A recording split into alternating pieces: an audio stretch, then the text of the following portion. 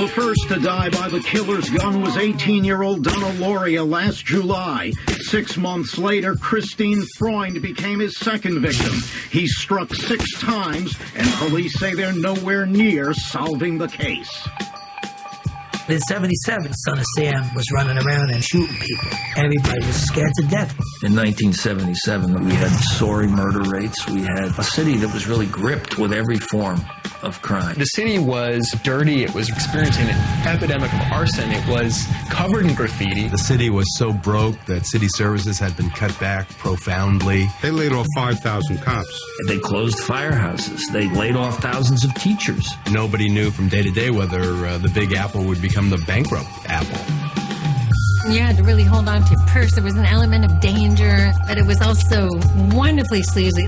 Times Square wasn't Disney World. It was prostitution and pimps. You know, it was great. It was like the Wild West. And it didn't cost anything to fucking live here.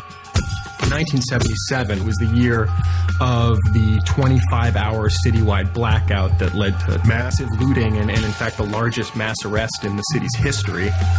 And New York City went through one of the most contentious mayoral elections in 1977. And it came to be seen as an election for the soul of the city in the future.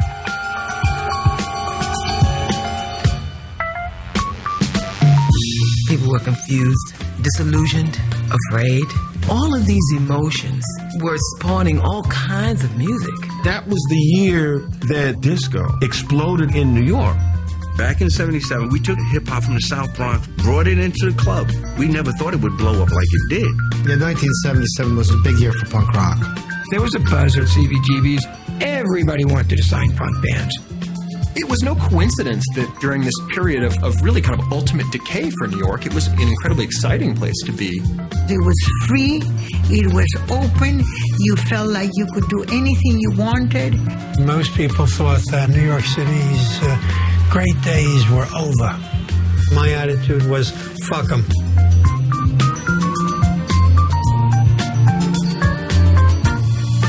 Cops came through 123rd Street, and they were selling reefer so fast and so crazy till they was trying to sell him a bag. It was open-air supermarkets. 77. Was the Bronx burning? Well, the Bronx wasn't burning. The Bronx was burnt.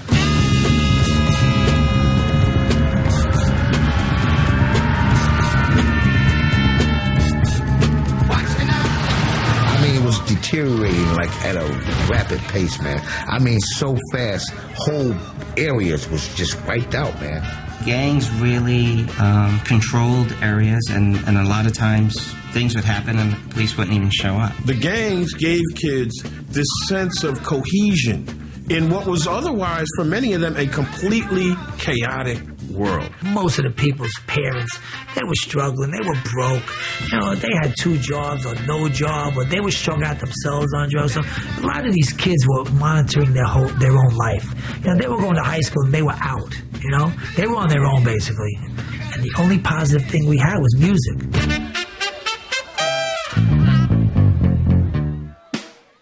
Hip-hop, I believe, came about as a culture because there was a fairly substantial group of young people in African-American and Latino communities that felt that there was nothing there for them.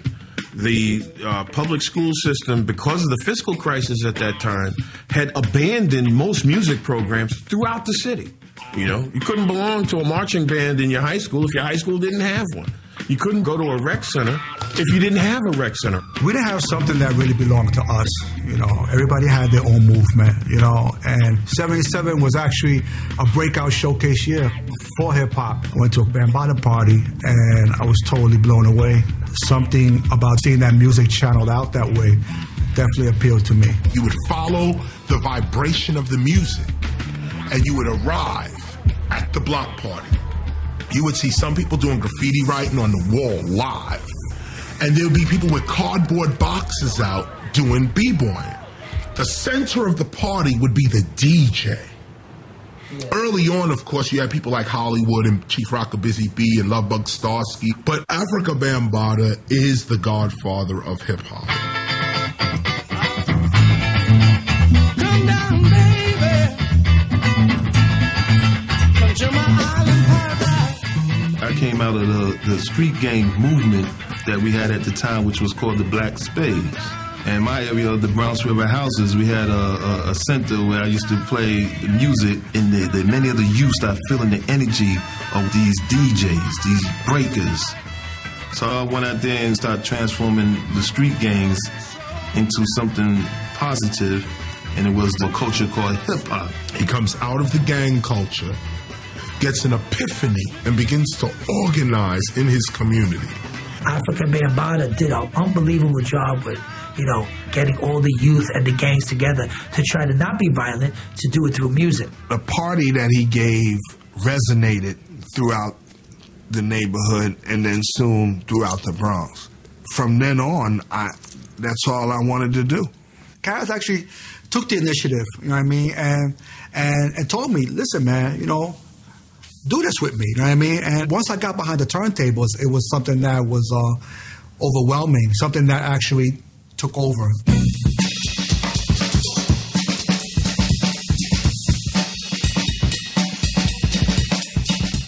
In 77, if you were a DJ, you had to have your own sound system. I don't mean like you just put your records on the, oh no. You had to have the speakers and the amplifiers and the turntables and everything, and you brought all that out to the park to play.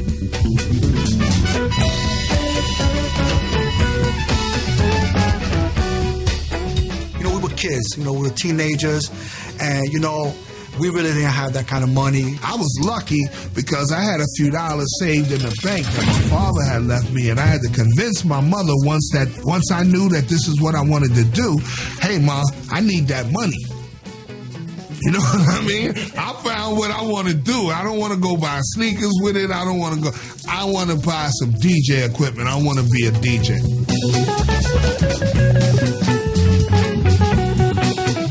We never would have had the ingenuity to plug our system up to a light pole, I don't think, if we was in Omaha. You understand what I'm saying? We wouldn't have had the resources at hand, the mindset to say, yo, that's an electric light, ain't it? Look in that pole, look in the bottom, man, see if there's anything in there. You know what I mean? Just takes that kind of mindset and ingenuity to say, okay, let's find something to make this work. We didn't have those big industrial extension cords now. We had them little 6-foot, 9-foot extension cords. You had to plug one up to the other. And we had to buy like 15 or 20 of them and run them all the way from the pole all the way into the park. But that's what it took to keep the party going, so that's what we did. No one was watching us. I mean, the police weren't coming to the park and shutting our parties down. I mean, if you go to a park now and try to hotwire a street lamp into a party, you'll be shut down in 5 minutes. You know what I mean? I mean, they just were busy doing other things. You know what I mean? And thank God for that.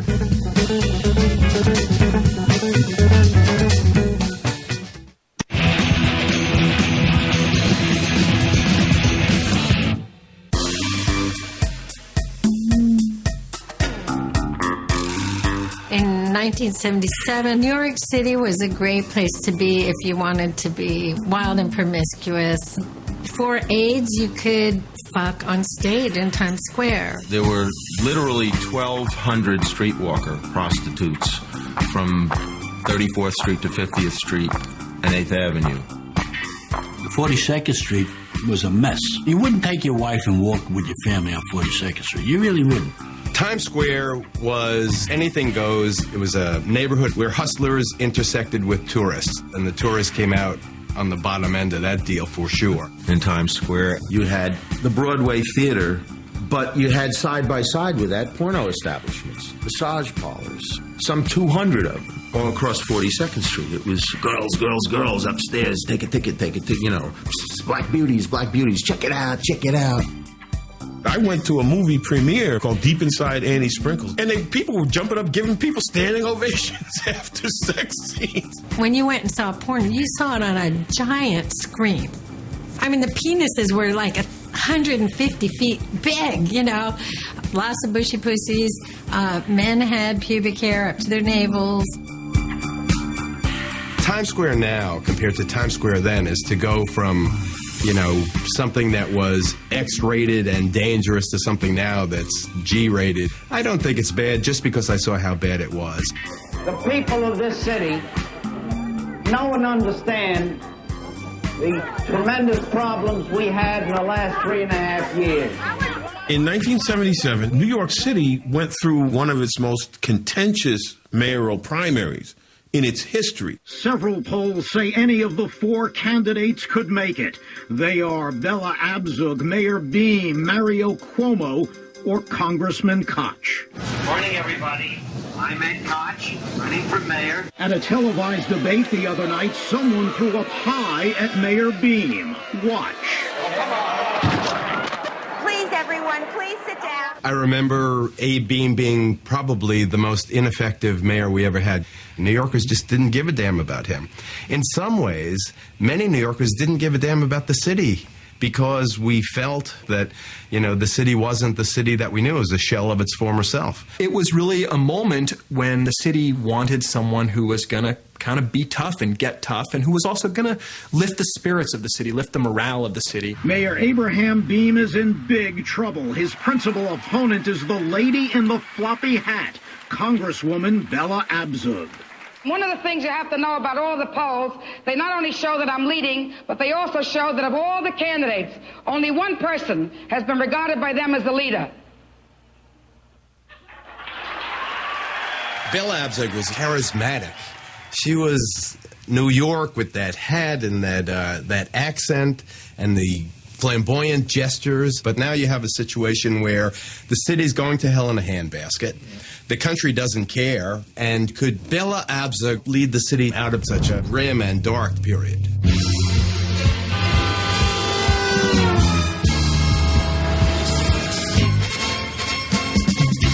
The problems that we shared during the day, we came together in the evening to overcome together, or to get away from together, or to escape together. And one of the ways that we came together was on the disco dance floor.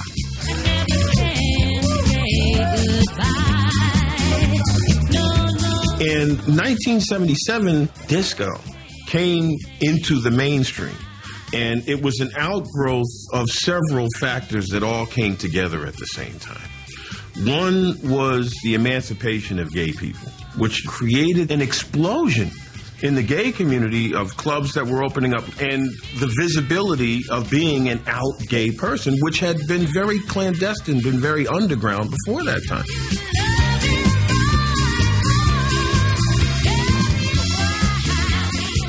It really does all start with David Mancuso's Loft. It wasn't a bar. It was just his home. And he was having parties there every Saturday night.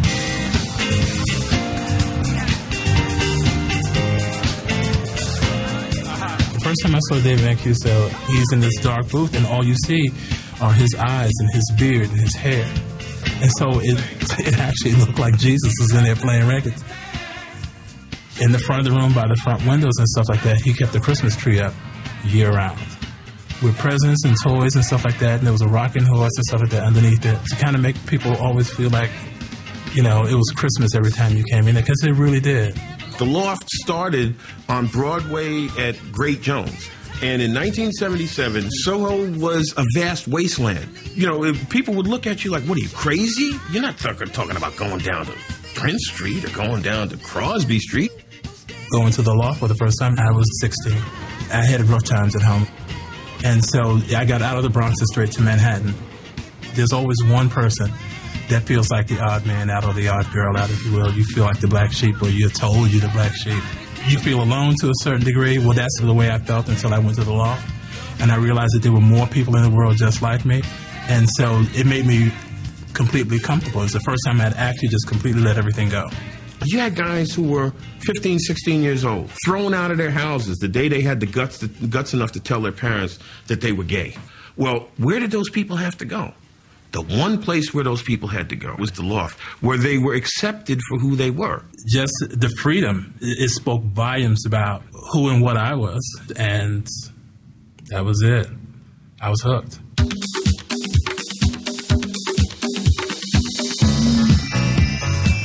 The winter of 77 was when the Paradise Garage first started.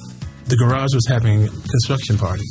to raise money to build the place. Sawdust on the floor in the small room, and the speakers piled up and so forth. That's where the first parties began. But that's what everybody was into then. However raw the space was, the better. All you needed really, and it was a sound system and a couple of lights. And there was a big snowstorm, and it was so cold, and I saw people swarming down 7th Avenue. I mean, you knew where they were going. The heating wasn't together, but you would be on the dance floor, and it would be 100 degrees. People would be sweating like pigs, and 20 degrees in this hallway that was less than 10 feet away. That was the beginning of Paradise Garage, and obviously it was still the underground thing.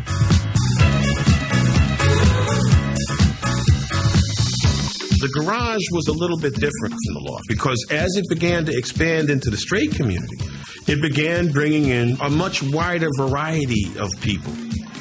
People always ask me, what made the garage the most incredible club? And I said, because it was a place where black, white, straight, and gay came together. And if people can dance together, they can live together.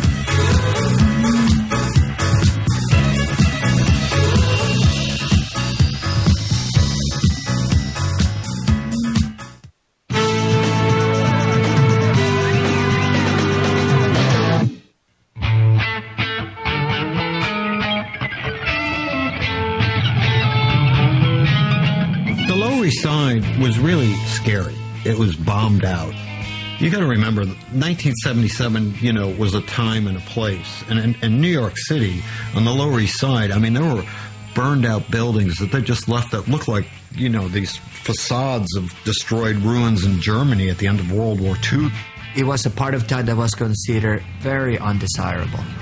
It was crime-ridden, it was full of drug dealers and drug users. And we liked it that way. It was great. It was like the Wild West. And it didn't cost anything to fucking live here. And people would come and they'd run away from home. They'd run away from like Ohio or someplace. And their parents would call and we'd have to say, yeah, your kid was here, because they'd find it in a diary. I am moving to New York City. I'm going to go to CBGB's. None of us ever fit in. We were never like Miss Popularity at school. We were all a bunch of misfits. Because we weren't the guys wearing macrame or sandals or saying groovy, We were punks.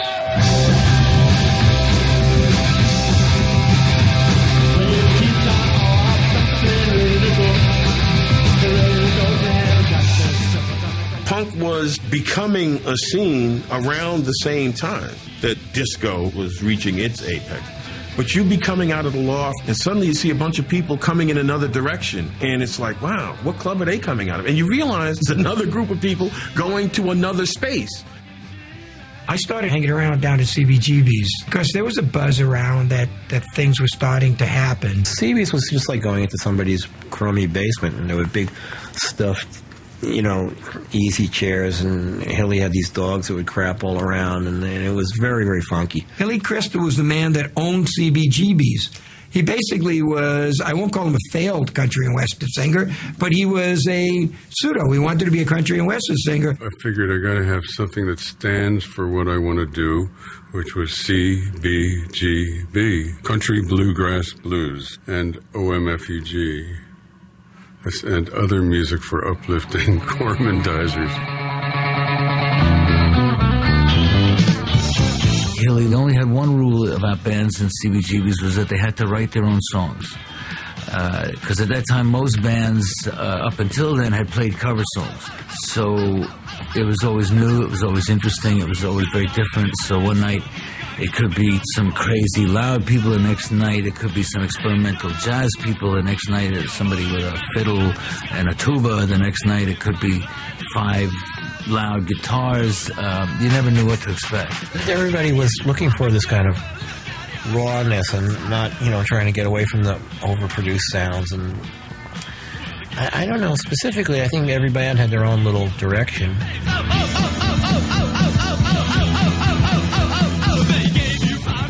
1977, me and my band, Richard Hell and the Voidoids, we were like the house band. I'd started in television back in 1974, and we spotted CBGB's first. The idea was to look for a venue that was bad enough off that they would let us play there, on a regular basis. And, the Ramones were there within a month.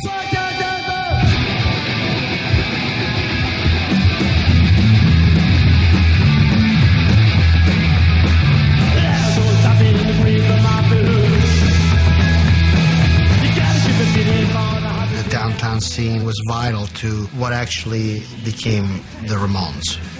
And when we were playing CBGBs, none of us thought of it as a commercial endeavor. It was an artistic endeavor. I remember the first time I saw them play, they must have played like 16 songs in 12 minutes, and I didn't understand a word of what they had done. And the whole concept, it just went by so fast and so powerfully. I thought it was like the SS. I mean, it really took your breath away. I mean, hey, ho, let's go. Hey, it was just like, and I looked around, and CBGB's was like this hellhole, Bowery Bar, and I said, this is the Cavern, these are our Beatles, this is the future right here.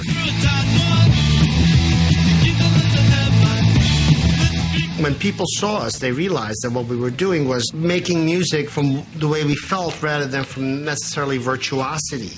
So we went back to basics so that people could think, oh, wait a minute, I could pick up an instrument and play too. This opened the doors for many people to pick up musical instruments and form bands.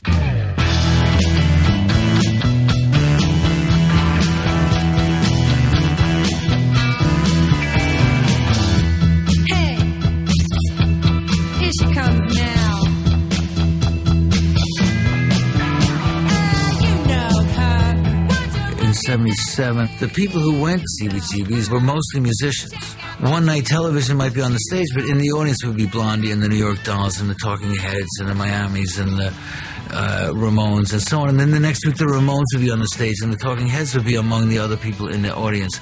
So they were playing for each other, and they were playing for people they knew. We were the most intense thing going on in the world, for sure. Just full of life and ideas. But at the same time, it was a dead-end, little nowhere joint that was only known to a really devoted and intense 300 or 400 people in New York who had these very specific, extreme tastes. And people tend to look back in retrospect and say, great bands were playing there. Well, no, about 8 bands were playing there. They got great later. Having had the place to be bad, they got good. She's too much.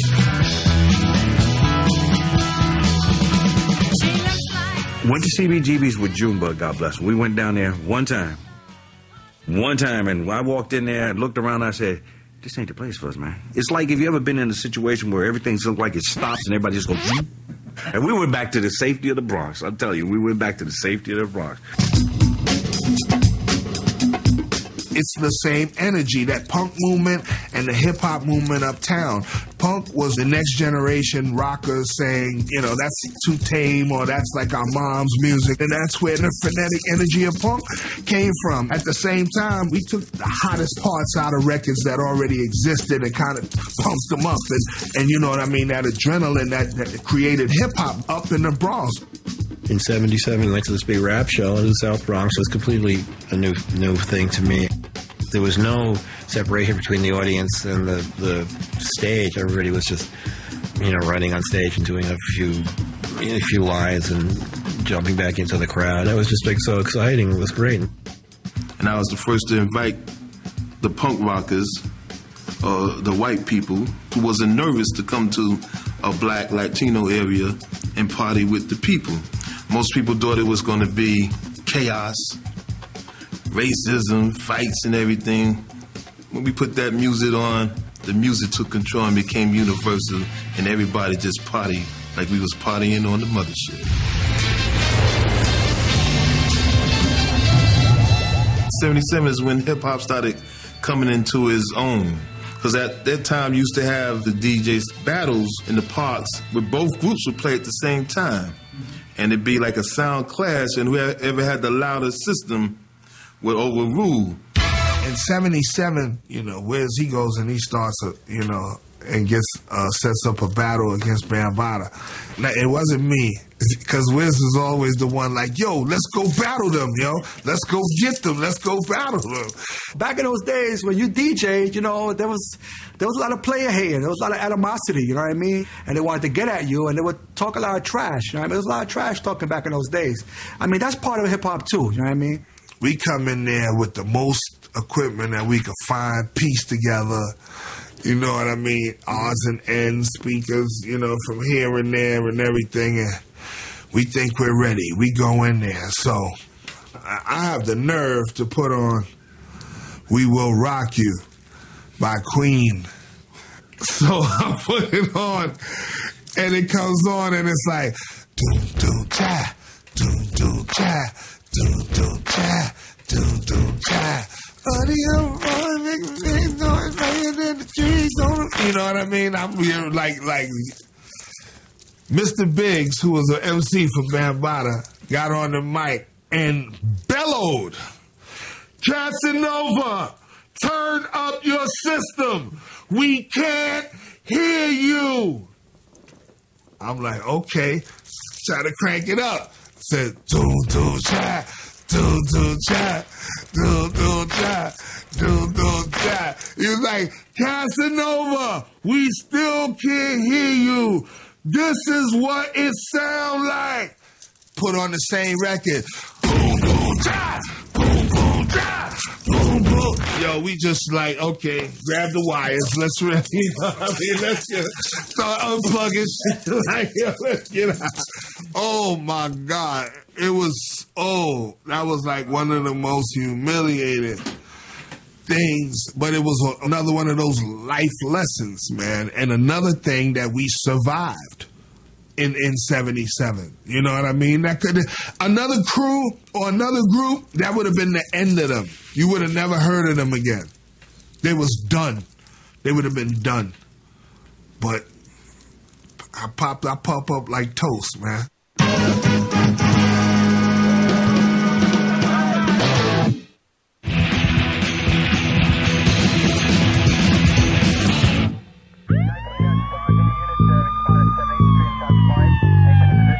Columbia University co-ed Virginia Voskerichian was gunned down in March. The killer police are looking for is called the .44 caliber killer because of the weapon he has used. A modern version of the old .44 caliber pistol used in the days of the Old West. I remember driving around, you know, with my friends trying to look for this guy because everybody wanted to catch this guy. I mean, everybody was looking for him. We didn't know what we were looking for, but I knew 3 people who got shot. I knew somebody who died, and I know 2 people got shot. People were in certain areas afraid to be out too late and given, and you know, self-imposed curfews and people carrying weapons who never carried weapons before. For New Yorkers, it has been heart-wrenching watching as the city copes with crisis after crisis. I know what it is to walk around in my childhood without any problems and happy-go-lucky and go where I want, but no longer like that. You have to look over your shoulder, and I find people, when you're walking, people just look over their shoulder.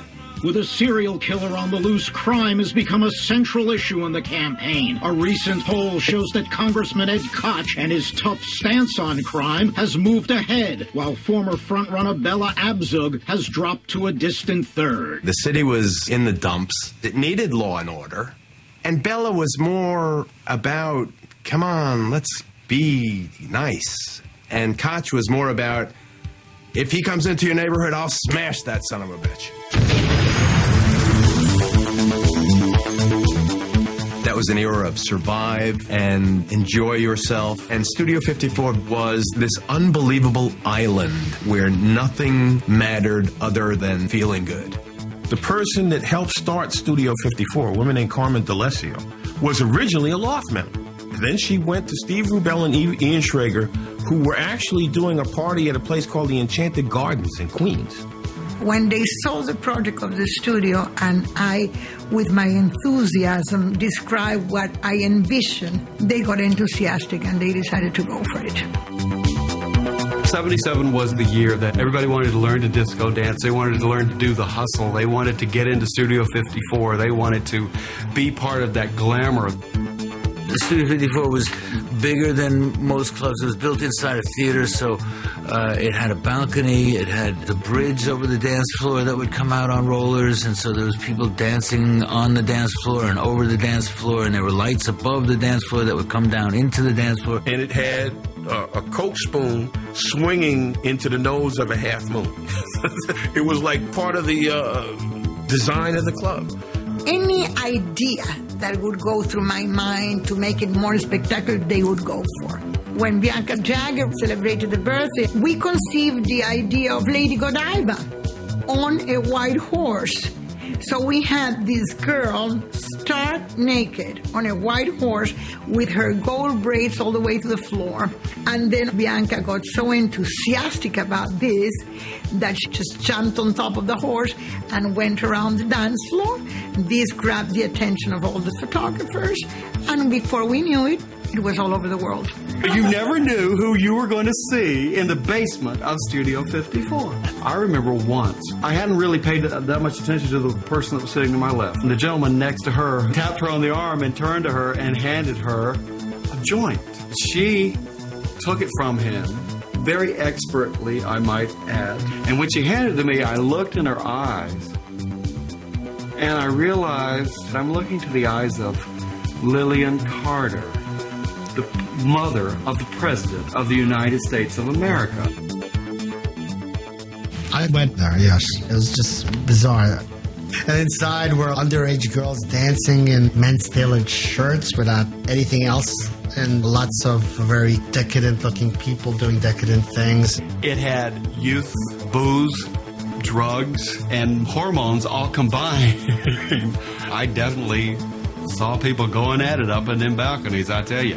Sex was everywhere on any given evening. It was absolutely appropriate to go into the ladies' room and have sex with someone in one of the stalls and or do drugs with them. It's fabulous to be young in a moment in which you want to be irreverent and irresponsible and daring, and there are no consequences. A lot of clubs in New York had a lot of what was going on at 54. It was just Studio 4 sort of 54 made it really popular, and it sort of introduced it to the masses. It was the right time, it was the right moment, and we created magic.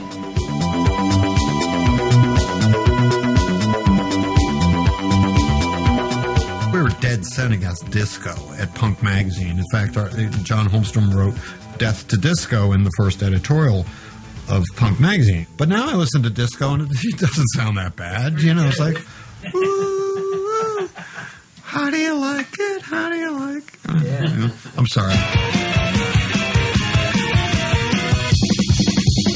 I was a child who wanted all of some wild. Well, 1977 was definitely a watershed year for me personally. We recorded Blank Generation in 1977.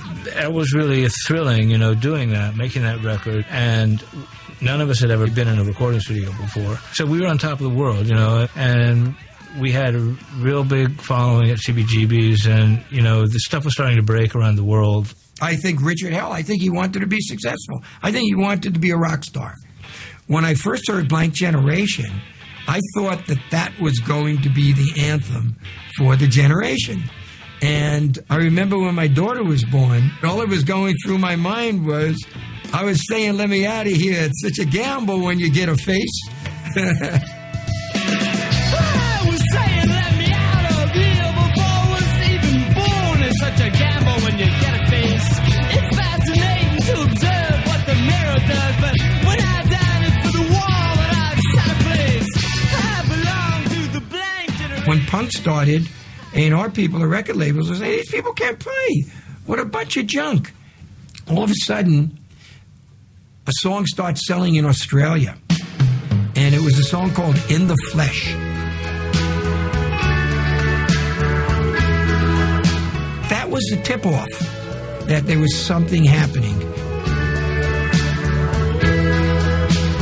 Darling, darling, darling. And the story was that they played it by mistake, thinking they were playing the A side of the single. So needless to say, they weren't ready for punk rock or what we were doing, which was very raw compared to the one song that they had heard. The song got to #1 in Australia, which at that time might as well have been the moon to most Americans, but it was number one somewhere. And if you could be number one somewhere, you could be number one anywhere. Suddenly we're shuttled around the world, and Debbie's image was everywhere, and most people saw what she looked like before they heard the music. When we first went to England, everybody just went physically nuts at our shows. It was so exciting. And all of a sudden, everybody wanted to sign punk bands.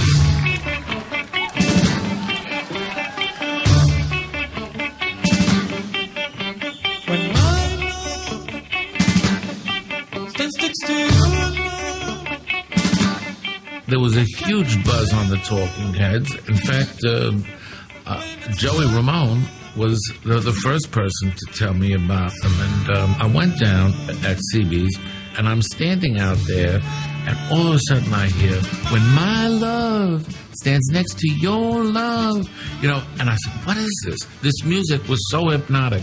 I was being sucked into the room. Then I ran up after they were over. They had no crew, they had nothing, and I helped Tina, this beautiful young girl, take the stuff off the stage. I said, "You have to be on my label."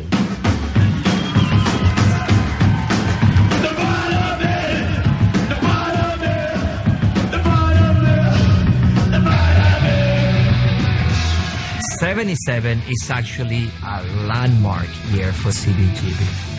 The punk scene gets a lot of attention. Not only the local press, the New York press or the American press, but the world press came to CBGB right away.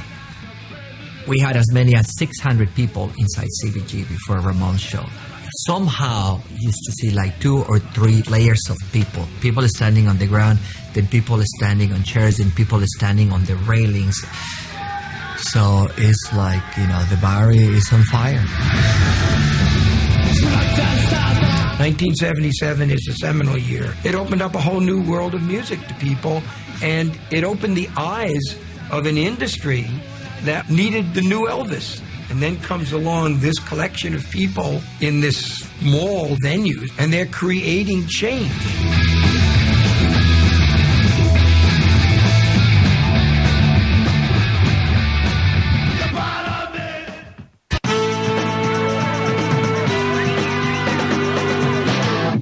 Obviously, we need more police on the streets. Tonight, an ABC News poll shows Ed Koch and Mario Cuomo are running neck and neck among the candidates for mayor. It appears this is fast becoming a two-horse race. How many people here are voting for Mario Cuomo? Raise your hand.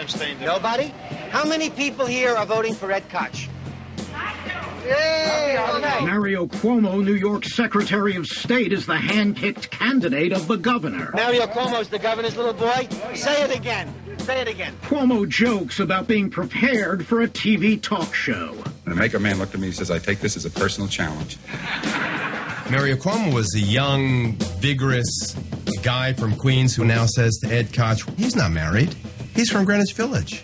So what do you think he is? It was during that campaign, of course, that the Vote for Cuomo, Not the Homo flyers started appearing all over the city.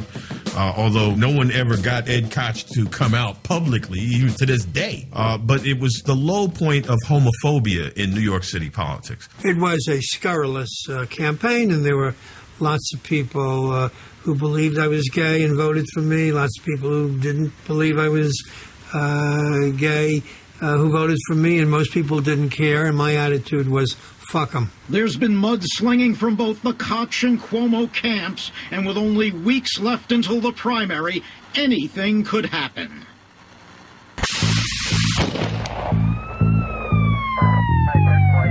Good evening. Early this morning, the .44 caliber killer tried to kill again, and almost did. The killer has taunted authorities by writing 2 letters. Both were signed Son of Sam, one for the police, the other to Jimmy Breslin, the popular columnist for the New York Daily News. I'm home Friday morning, and Anne Marie Caggiano from the New York Daily News, where I work, she called up to say, "We got a letter here and I don't like it. It gives me the creeps." I said, "Well, what is it?" It says it's from a guy, Son of Sam, she says. "Here, I'll read you. It's creepy." He says, hello from the gutters of the city of New York and the sidewalks with the cracks and the dried blood and the da-da-da-da-da. And I says, wow, that's great cadence. So they got the letter and they looked at it in the police headquarters, and sure enough, it had a fingerprint on it that matched the fingerprint they had on another letter. The Daily News, on its front page, teased the fact that, on Sunday, Jimmy Breslin is gonna come in with his column on his communication from Son of Sam. So the Daily News sort of milked it for all it's worth. And meanwhile, the New York Post is going nuts. So it was a tabloid war for the Son of Sam story. So which certainly only heightened the city's sense of fear. It didn't really touch my neighborhood. It didn't really come uptown. Son of Sam wasn't hanging in Harlem. Yeah, but he didn't come to our neighborhood. That's for sure. First of all, we would have smoked his ass in a minute. That's first thing. So we would have saved the cops. We would have saved the cops a lot of manpower. Every neighborhood had its neighborhood flavor. I mean, in the Bronx, in the summertime, you knew what was happening. The sprinklers was open, kids was playing, you know what I mean, in the street, basketball games and basketball tournaments and picnics and just like every other place, but it was in parks. We did a lot of free parties, Echo Park, Arthur Park, 183rd Street Park. One particular day, we were playing, myself and my DJ partner Disco Wiz, out in the park in the Bronx. Cass and I were challenged to a battle, to a street DJ battle.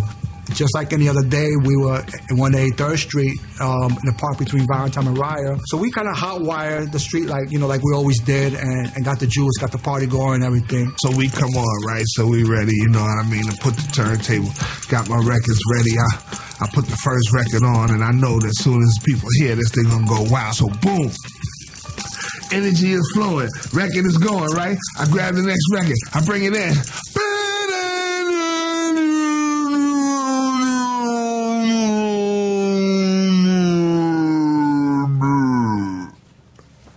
Lights start going out. The street lights along the street start going out. One at a time, like in a row. Poof, poof, poof. We just looked at each other. Wow, did we do this? I mean, because we were jacked up to a street lamp, you know what I mean? I was home, sitting here, watching television. Bingo. All the lights go off, television goes off. I go up to the roof, look out. Darkness. I'm 12 years old. I'm watching Bewitched on television. And the lights go out. I thought it was just us, because that's a common occurrence. I looked outside, and everything was black. On the night of the blackout, my friend Cheech was visiting, Cheech from Cheech and Chong, and I got a call. Well, the lights went out. I said, come on, let's go up to the Bronx. Okay. I'm covering the story.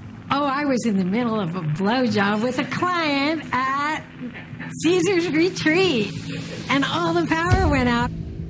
It was July 13th, 1977. New York was at the beginning of what would become a brutal 10-day heat wave where temperatures were daily over 100. Con Ed says the blackout was triggered when severe lightning knocked out transmission lines that connected Indian Point, the state's main power grid, to the city. With those lines down and with demand for power unusually high because of a heat wave, other generating plants, unable to handle the load, began cutting themselves off. It took only minutes before it was all over. New York had been disconnected from the nation's electric system. The first reality check was a bodega right across the street from where we were playing. The gate went down. All pandemonium broke, and people just started screaming blackout, and then you heard like bottles breaking and people just running, and we were like stuck out there with all this equipment. And to be out there in the blackout, you were prime. You know what I mean? You were prime for the pickings. Everybody was like, hit the stores. And it was like, hit the stores. And everybody just started running all at once.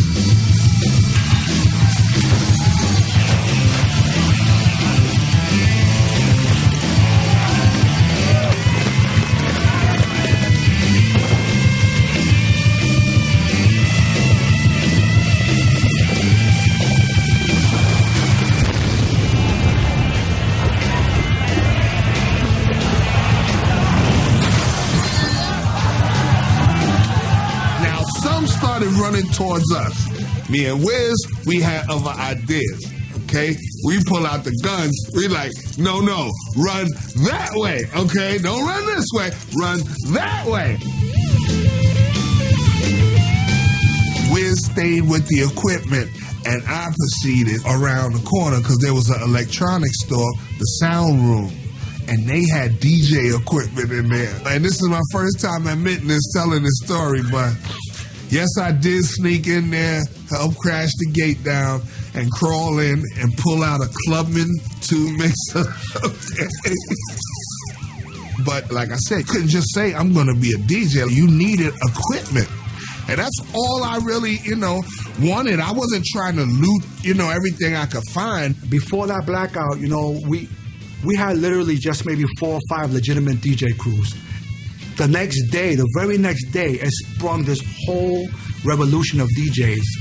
That was a huge spark and a huge contribution to the hip-hop culture. The rest of the city had other things on their mind. Supermarkets, department stores, banks, check cashing places, jewelry stores, everything.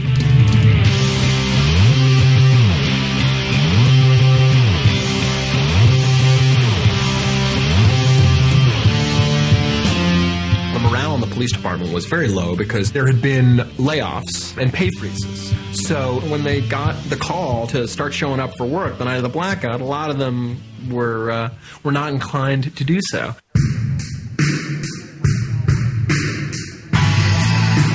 Now guys are starting to come in. We're all in uniform. We're all sitting around. And the door flies open. And this guy comes in. What the F is going on? They're walking away with my store. The CO hears this and he comes out and he says, who are you? He says, I'm the commanding officer. You're the commanding officer? Well, command something. He says, they're walking away with Broadway. So we take streets to get up to Broadway. There was thousands of people in the street. Carrying chairs, carrying refrigerators, carrying TVs. How are we going to arrest all these people? So I says, let's get the cars over here. Take what we can take, and the rest of it, the hell with it. We're putting 2 and 3 guys in the back seat. We're putting televisions in the trunks. We're putting televisions in the back seat on their laps.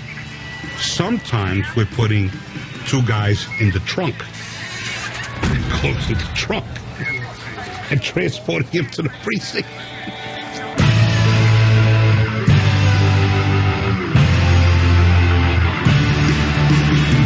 Guys were making arrests left and right, and there were shots being fired. We were firing back. Wherever we would see a flash, boom, we open up in that direction.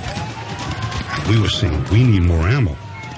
And the words were no longer out of my mouth. Then here comes emergency service. They start throwing us boxes of ammo, hundreds of rounds, and we're loading up. And the exchange of gunfire continued.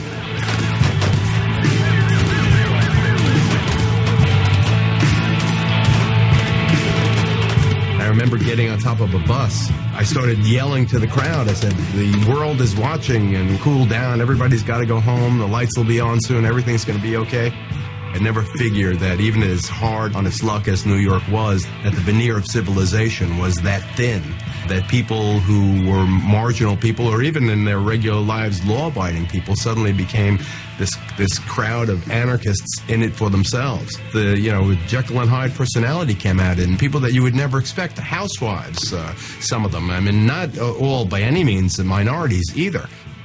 I'm bugging out because church-going, upstanding citizens, the ones are teachers and doctors and in the community, they are now reduced to looters, thieves, and rioters.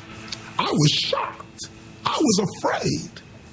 I was frightened at the sound of glass breaking, cars screeching, guns going off, and motherfucker, get away from my door.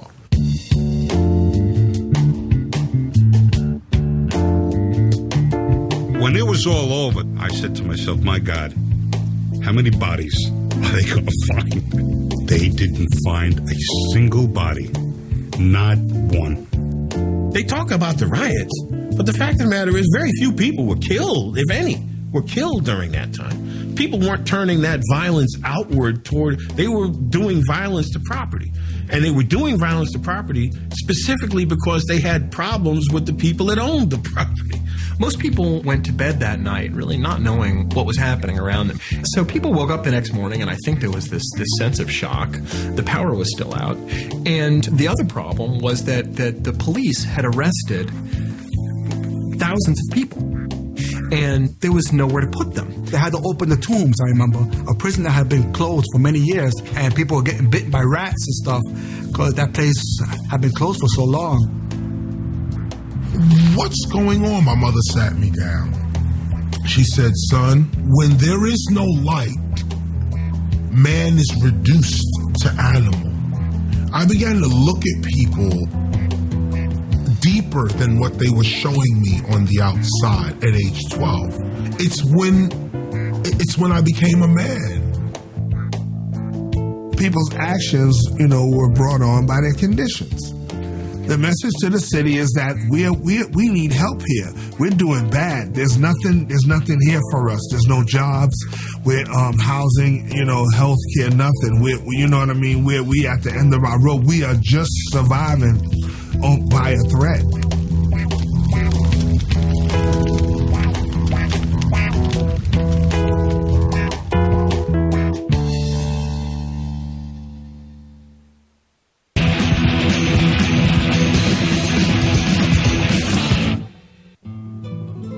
July 14th, New York City, early morning. It was a night of no electric power, a night of no lights, elevators, subway trains, air conditioning, traffic signals, or televisions.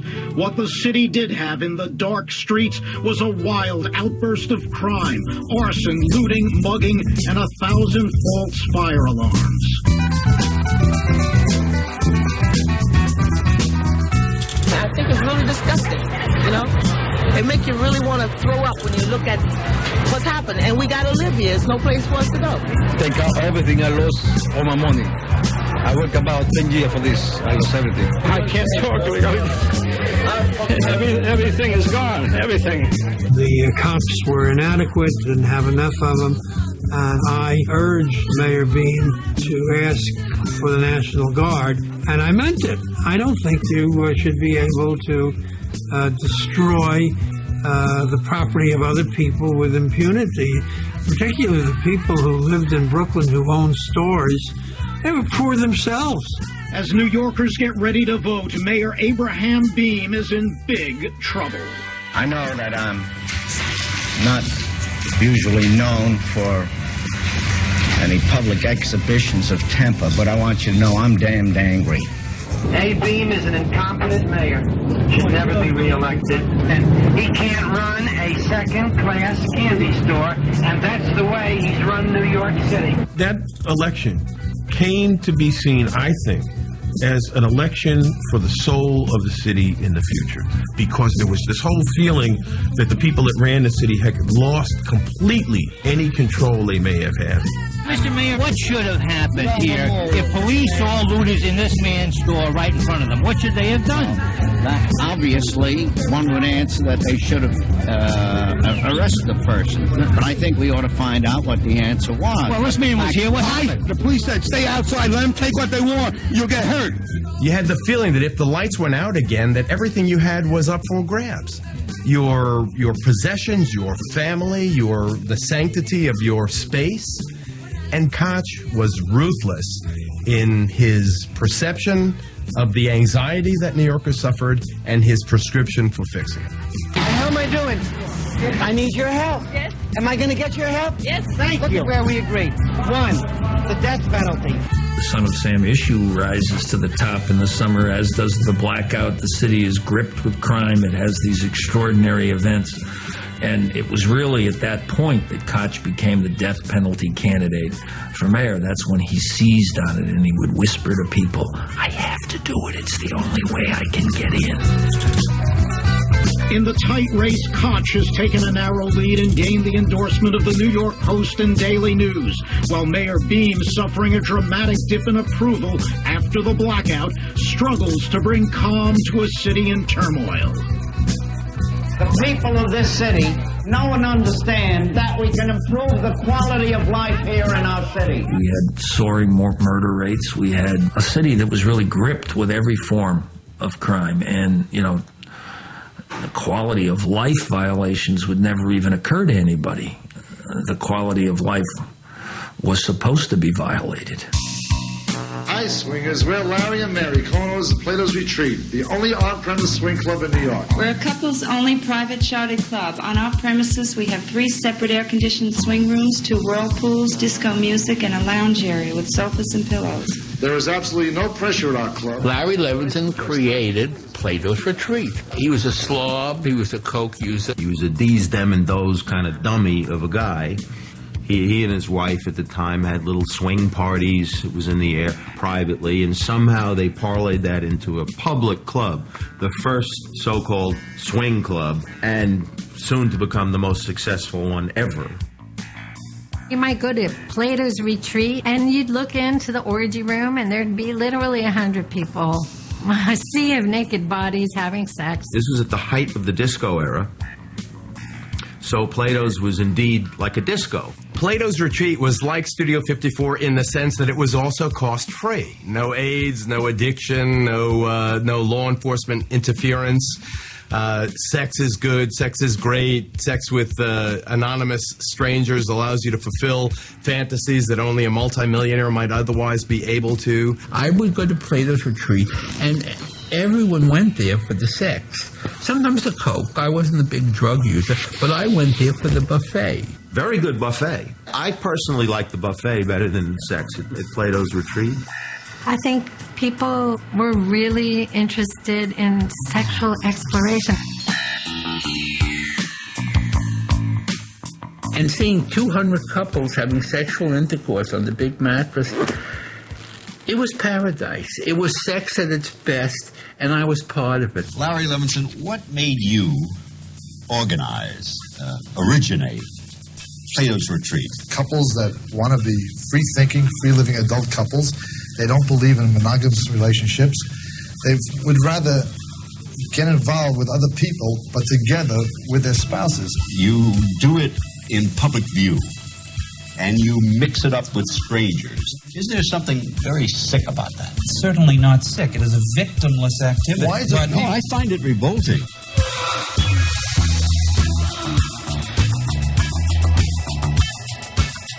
We had a contest. The argument was, because Larry was a blowhard, was that how many times could he come? And the bet was that Larry could come 12 times in 15 hours, ejaculate.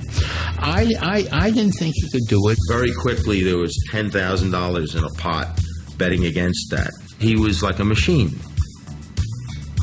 People were amazed. There's number 6, number 7. Al Goldstein left before number 10. He couldn't take it anymore. And Larry not only won, he actually came 15 times in 13 hours, and in between the hour when he was allowed to sort of rest, he'd get blowjobs in his private room. Everybody has sexual fantasies. Now, here's a place where you can live your fantasies. Friends will come into town, they want to show them the greatest show in New York City, and they go. It is the greatest show in New York City? I'll say by your definition? Yeah. Wow. It was almost a kind of perversion of the whole idea of free love. It was almost disgusting, the flesh and the hair and the bodily fluids that were everywhere, and an absolute cesspool of rampant sexuality, much of it being carried out by people you would never want to have sex with.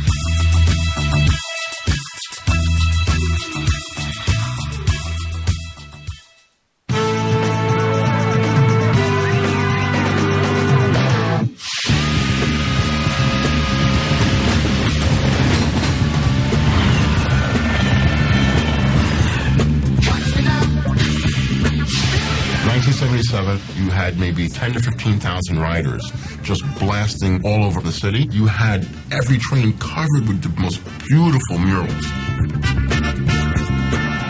cleaned, and the ones that are caught should be cleaned. They should clean it, the ones that they catch on doing that. What's the sense of paying 75 cents when you have to ride graffiti trains, you know? It's violation of public property. I think it's disgusting.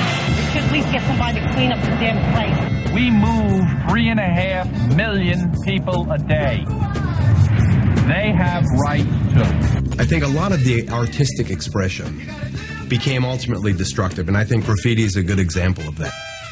People would not go in subway cars that were marked up because there was a fear of lawlessness, and I think it added to the paranoia. In 1977, I was 20 years old, and I became king of the subways because I actually did more trains than anyone else. Anytime a train would go by, at least twice on a 10-car train, my name would be on it, both sides. The basic graffiti message is, look at me, I'm famous. And this game is carried on first and foremost amongst your peers. You sign your name and you underline it. That underlining is your statement of, I was here. Writing was getting up. Getting up meant your mural traveled the city. So that's getting up. Just like hip-hop, man. Did people know that they made elaborate sketches before going out to do it?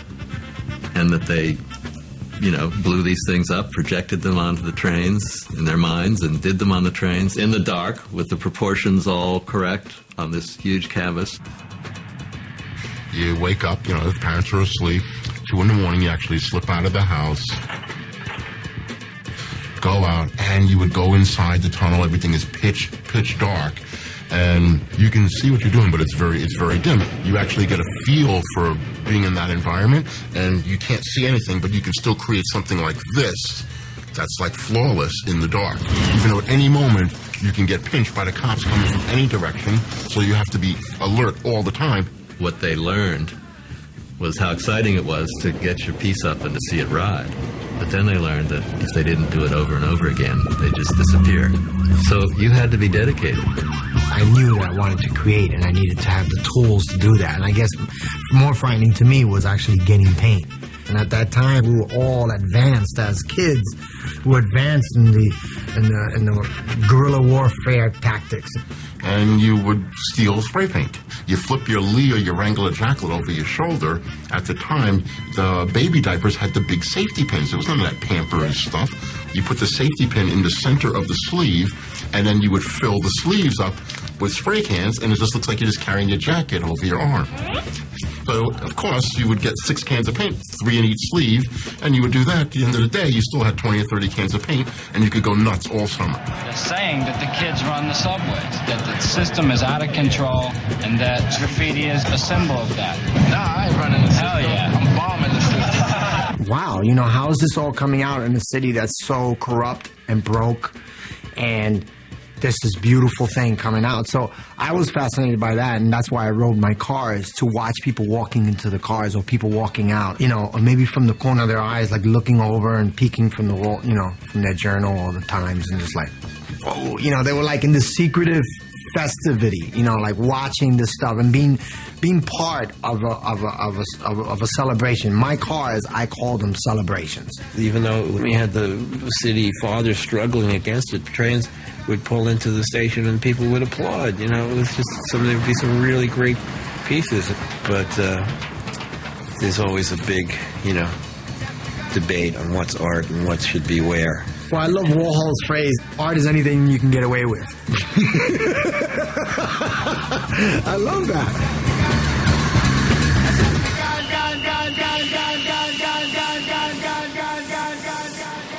My first exposure to hip-hop was Defiance, and I attribute that to the graffiti artists. The writers were here way before us, and just the whole mindset that the writers have, there's just that whole obscure, underground, against the grain attitude. It definitely appealed to me. It's 1 for the blaze, 2 for the trouble, Grandmaster Cash, show them that you're on the level. Somebody say, oh! My recollection of hip-hop was coming from the parties they used to throw in the parks. Those parties were good for the time that they were there, but then the problem happened. You got the little stick-up kids started running around at that time.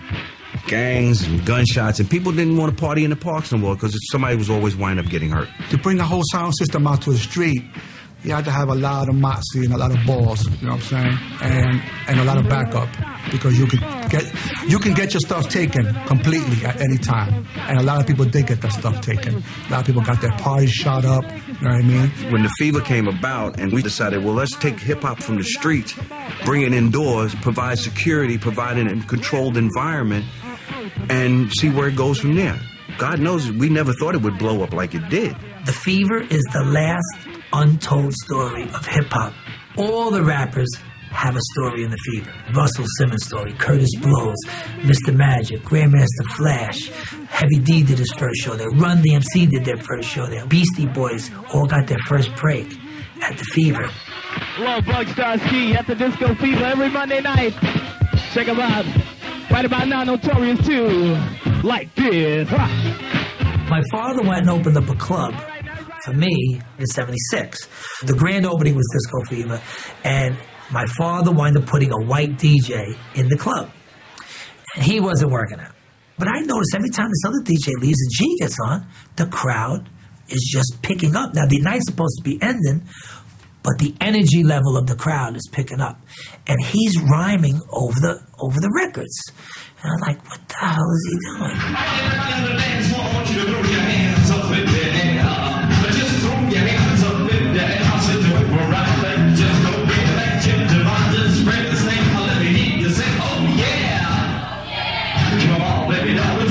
When Sal was there and he heard that, he looked up again and was like, what the heck was that? And then he saw the reaction from the crowd, like everybody, ho, ho. You know, they started jumping and everything. He was like, what's going on here?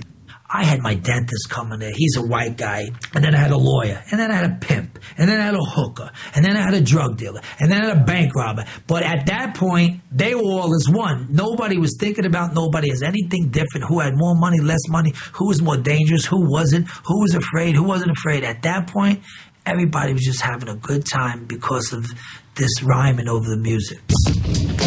I said, G, who's the biggest DJs around? G told me the Grandmaster Flash. Just playing at the pub. And Flash is scratching, and he's turning around with his elbows, and he gets up with his feet, he's scratching with his feet, and he blindfolds himself, and he was just unbelievable. So I said, this guy's like a show within himself. And I approached Flash about playing in the club. And I said, look, you come here, I'm going to guarantee you become a star, because you're going to have a place where people can come see you every week on a weekly basis.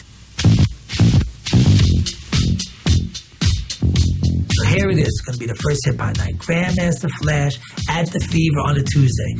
I only had 5 days advertisement, made little bullshit paper flyers. And this guy, 600 people show up.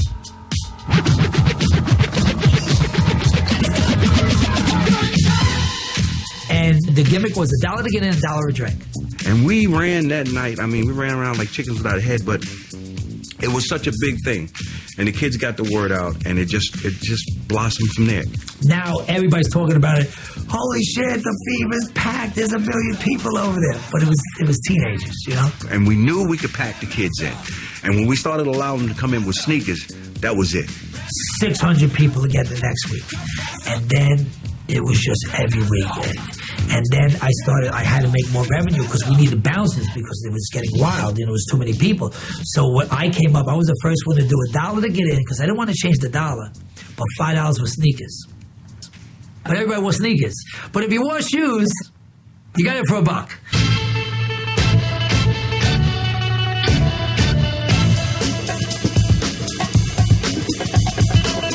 And back in that time, drugs was hot.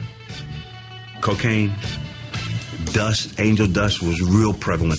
We knew people were going to do it, but we provided a safety system for the people that came up there. We had a little red light buzzer system that set up in the cashier booth downstairs, which flashed in the DJ booth, which the DJ, when he saw that, he knew to say code blue. And everybody had gotten accustomed when code blue was said, that means the police are coming upstairs. It was just like a speakeasy, the old speakeasies back in the 20s. So when that light went off, the DJ, no matter what he was doing, he could be in the middle of a rap or rhyme or whatever. He knew that light go off, code blue, code blue. Everything would disappear. If it was on the tables or whatever, somebody was doing it in the corner, it was gone. Not only that, the police department loved us too. Because we took 500-600 kids off the streets, put them inside of a building, a controlled environment. So if they were looking for somebody to stuck somebody up, what would they do? They come up to the club and look around to see if they could find them.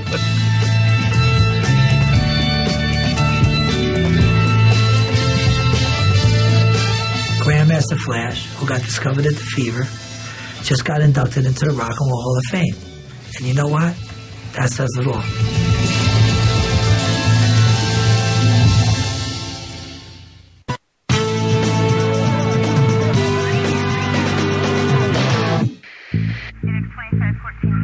A killer who has roamed the boroughs of New York for the past year has struck again. The killer's 8th attack in just over a year came on this lonely street in Brooklyn. Police poured over the car where the young couple was shot. 2 witnesses say the gunman walked up to the car, crouched, then fired 4 shots through an open window. I was covered with blood. And the girl was covered with blood. It was a horror. This guy screaming, just screaming and screaming. We always looked at some summonses that were issued in the general area where the crime was committed. It so happened in Brooklyn, when Moskowitz gets murdered, we started looking at the summonses again. When we do, we find a double-parked summons issued by a hydrant to a car registered up in Yonkers. So they checked the ticket out, and it was to a David Berkowitz, Pine Street, Yonkers, New York. So they call up the Yonkers, and the Yonkers police said, that guy's a pain in the neck. We've had a lot of trouble with him. So now everybody's antenna gets raised. They stake out the car. Berkowitz comes out of his apartment house. He approaches the car. They go over to him. They identify themselves, and he says, well, you got me. I'm the son of Sam. He admitted it right then and there.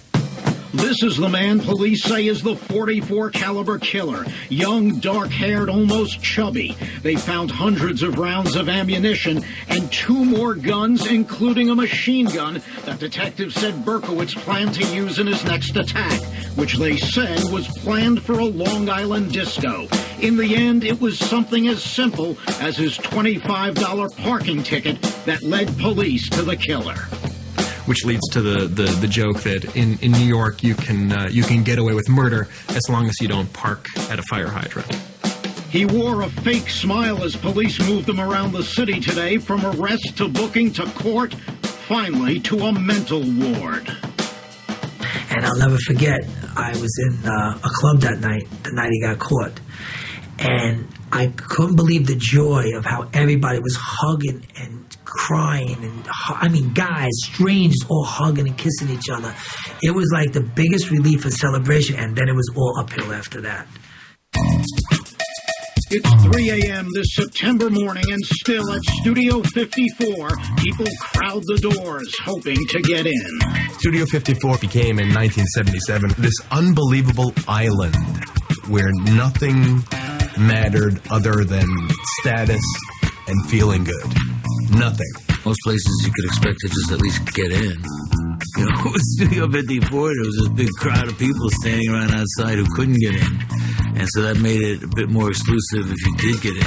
Oh, you're not shaved? There's no way in a million years you're going to get in. It doesn't matter if you're not shaved. Listen, just go home. Nobody knew with Steve at the door what was the trick.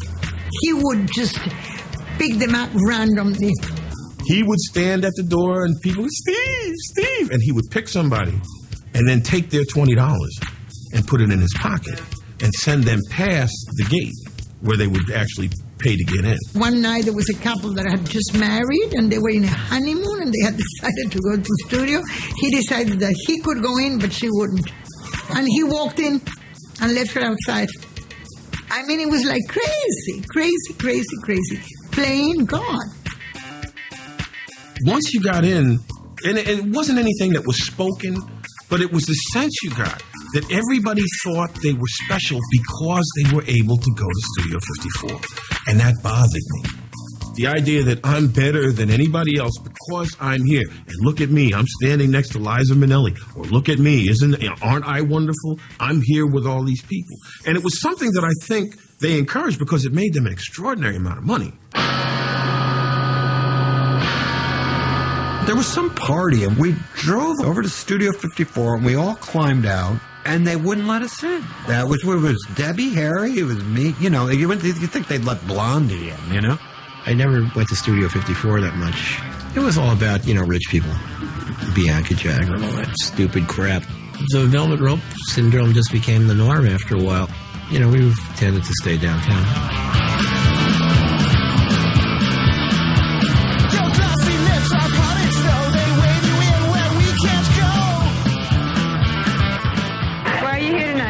I guess we're just interested to see what's going on. It's a fascinating place, I must say. It's probably one of the most interesting places in New York. The CBGB's it's getting worse because, there's a lot of people coming here who aren't the right kind of people, and, not the old crowd, the new crowd.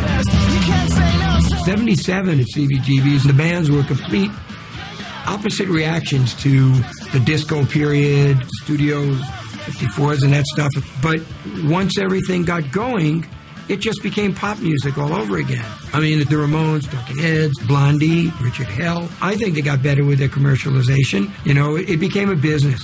And for record companies, their job is to be in business.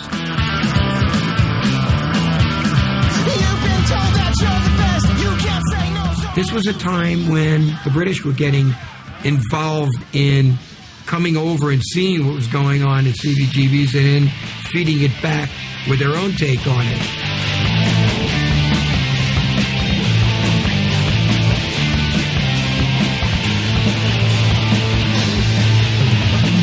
The Sex Pistols were getting unbelievable attention in Britain because everyone found them so shocking, and they went on the Bill Grundy show and said the word fuck. And then they did their tour of the U.S. Sid Vicious was getting beat up, and there was always blood, and this is what the press grabbed onto, and this is what became known as punk rock. There was a lot of trepidation in the American music industry, and in the radio. We had to really sell ourselves, and a lot of it just had to do with their expectations of what punk was, Punk had bad connotations.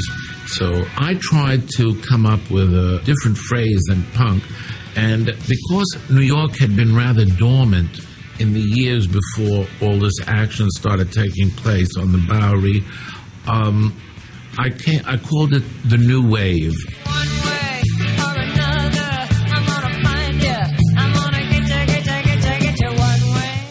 I remember hearing some of our music on the radio for the first time. It was a thrill, and there were lots of moments like that. One of the songs was a hit, or hearing one of the songs went #1 or something like that. It was all these high points. Debbie, she had a great commercial voice. Then I remember them saying, "You're really going to be amazed when you see us on stage in Madison Square Garden." And I was thinking, okay, I know I like this, but I wasn't thinking that. And sure enough, they got there, Blondie had it.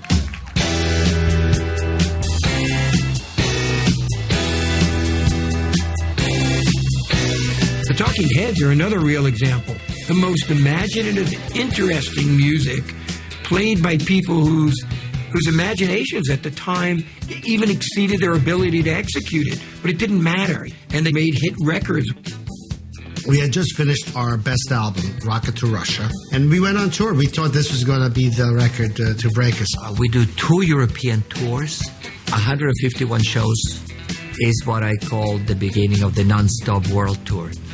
We did an incredible show in Stockholm, Sweden, where the audience tore out the first 2 rows of seats.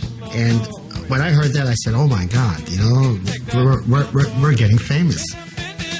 1977 was a fabulous year for Sire Records because we were in the right place at the right time. It just got better and better and better. This is not just a fluke. This place on the Bowery called CBGB's continues, By the end of 1977, punk rock took off around the world,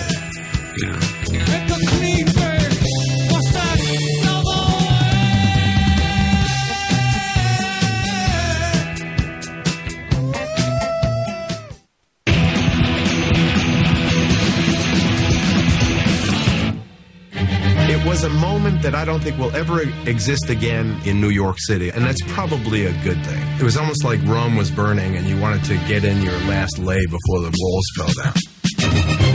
Tuesday, September 20th, Election Day. New Yorkers had to slog through torrential rains to vote, and the man they elected mayor, Ed Koch, got 55% of the vote.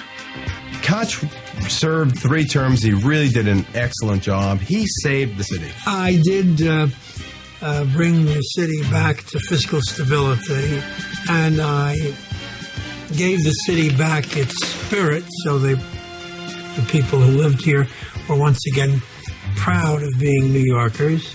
We have been tested, but we have survived, and soon we will begin again to flourish. We are the city of New York, and New York in adversity towers above any other city in the world.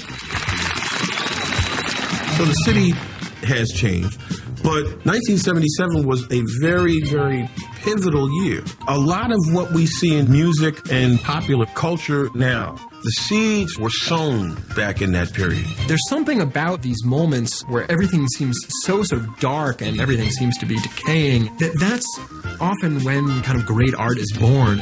You need a catalyst, and I think that the Ramones were a great catalyst, and the Talking Heads, and you know, Blondie, that whole early group of artists.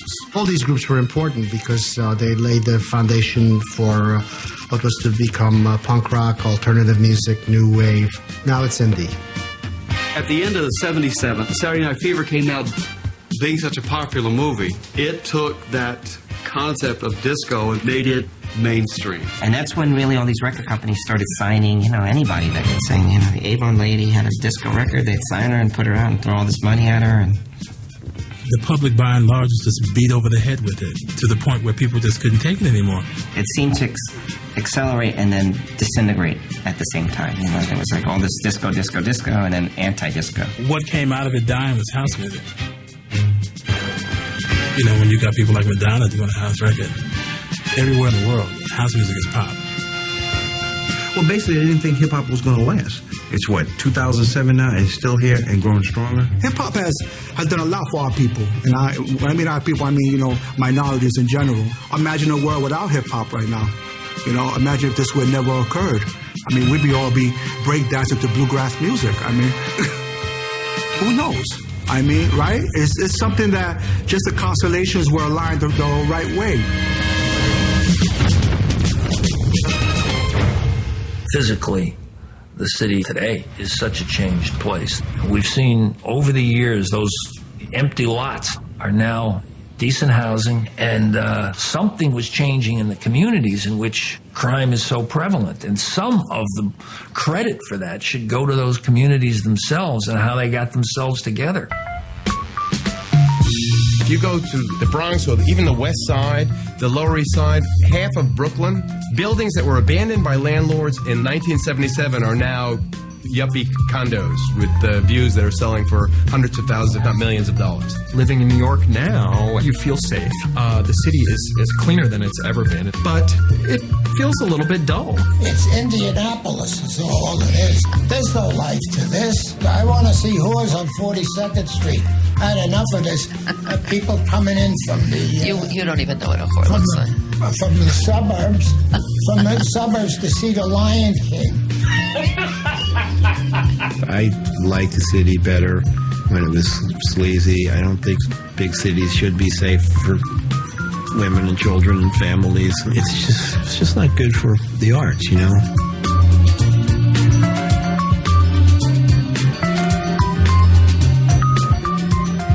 It all becomes fucking real estate after a while.